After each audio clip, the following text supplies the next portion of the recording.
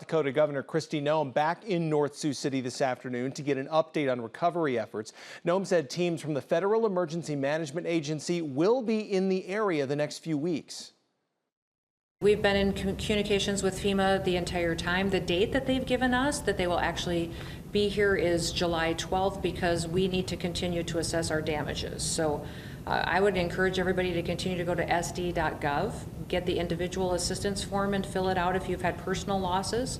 And then also we will continue to work with our cities and counties to look at public infrastructure and see what the damage was. Many McCook Lake residents have asked why the National Guard hasn't been activated to help the folks in McCook Lake. That request, Noem said, it has to come from the city or the county.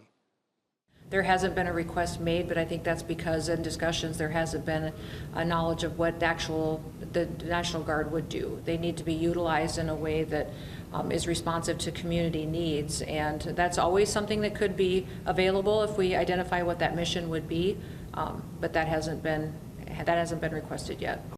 Noem told KTIV her team will start having daily conversations with leaders in North Sioux to discuss the progress at McCook Lake and Union County.